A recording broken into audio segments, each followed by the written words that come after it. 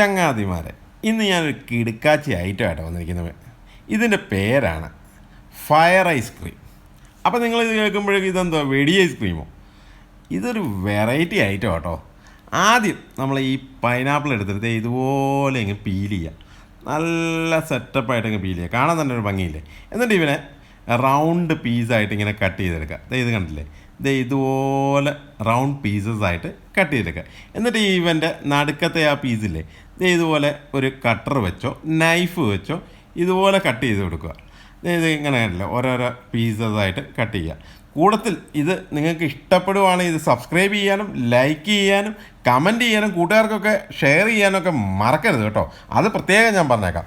അപ്പം പിന്നെ നമ്മുടെ ഈ സാധനത്തിൻ്റെ അകത്തെ സാധനമൊക്കെ എടുത്ത് കളഞ്ഞ ശേഷം നമ്മൾ വേറൊരു കട്ടിംഗ് ബോർഡ് എടുക്കുന്നു. ആ കട്ടിംഗ് ബോർഡിലേക്ക് കുറച്ച് വൈറ്റ് കിസ്മിസ് ഇതുപോലെ ഇങ്ങിട്ട് കൊടുക്കുക, സ്ലോ മോഷനിൽ. കൂടെ കുറച്ച് കാഷ്യൂനട്ടും കൂടെ ഇതുപോലെ അങ്ങ് സ്ലോ മോഷനിൽ അങ്ങ് ഇട്ട് കൊടുത്തു. ഇത് കണ്ടില്ലേ? എന്നിട്ട് അതിലേക്ക് കുറച്ച് ആൽമണ്ടും കൂടെ അങ്ങ് ഇട്ട് കൊടുത്തിട്ട് ഒരു ചോപ്പറോ ഒരു നൈഫോ എടുത്തിട്ട് ഇതുപോലെ അങ്ങ് കുനാന്നങ്ങ് അരിഞ്ഞെടുക്കുക. ഇതുപോലെ കണ്ടില്ലേ? ചെറുതായിട്ട് അരിഞ്ഞെടുക്കുക. ഇതിപ്പോൾ നിങ്ങൾക്ക് അരിയാൻ ബുദ്ധിമുട്ടാണെങ്കിൽ നിങ്ങൾ നേരെ മിക്സി എടുക്കുക. മിക്സിയിലേക്ക് എടുത്തിടുക. ഒരു കിടക്ക് കിടക്ക് കിടക്ക് എന്നൊരു 3 ക്രഷങ്ങ് ചെയ്യുക. അപ്പോൾ ഒരു ഇങ്ങനെ പൊടിഞ്ഞ് ഒരു രൂപത്തിലാക്കി കിട്ടും. ഇത് ഈ ഏകദേശം ഈ രൂപത്തിലേക്കൊക്കെ ആകുമ്പോഴേക്ക് മിക്സിക്കകത്ത് നിന്ന് എടുക്കുക. അല്ലാത്ത പക്ഷേ ഇതുപോലെ ചോപ്പർ ഉണ്ടെങ്കിൽ ഇതുപോലെ കുനുകുനാന്നങ്ങ് അരിഞ്ഞെടുത്താൽ മതി. ഇത് കണ്ടില്ലേ? സെറ്റപ്പായിട്ട് നമുക്ക് അരിഞ്ഞങ്ങ് എടുക്കാം. ശേഷം അതിലേക്ക് കുറച്ച് നമ്മുടെ ചെറി പീസും കൂടെ എടുത്തിട്ട് ഇതുപോലെ അങ്ങ് കുനാന്നരിയുക. ചെറിയും കൂടെ അരിഞ്ഞിട്ട് അവനങ്ങ് മിക്സ് ചെയ്തിട്ടെങ്കിൽ നല്ല കുനുകുനാന്നങ്ങ് അരിഞ്ഞെടുത്തു. കണ്ടില്ലേ? ശേഷം ഇനി ഒരു പാൻ എടുക്കുക.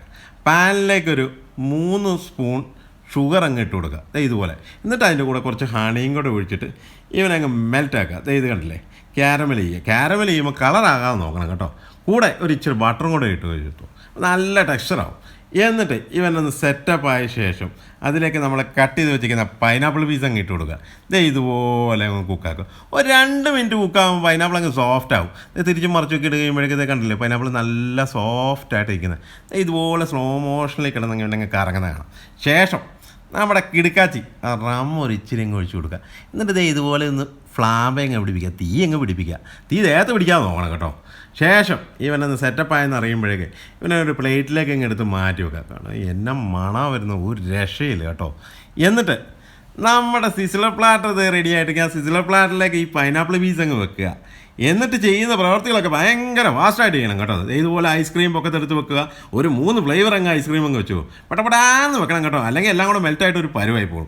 കൂടത്തിൽ ഇത് കണ്ടോ, നമ്മൾ ആ ചെയ്ത് വെച്ചിരിക്കുന്ന ഡ്രൈ ഫ്രൂട്ട് എല്ലാം കൂടെ പൊക്കത്തേക്ക് ഒഴിക്കുക. ശേഷം അതിലേക്ക് ഹണി ഒഴിച്ച് കൊടുക്കുക. കൂടത്തിൽ കുറച്ച് ചോക്ലേറ്റിൻ്റെ ഒരു പീസ് അങ്ങ് ഗാർണിഷായിട്ട്, അല്ല വേഫേഴ്സോ എന്തെങ്കിലും കൂടെ ചോക്ലേറ്റ് സിറപ്പും കൂടെ ഒഴിച്ച് കൊടുക്കുക.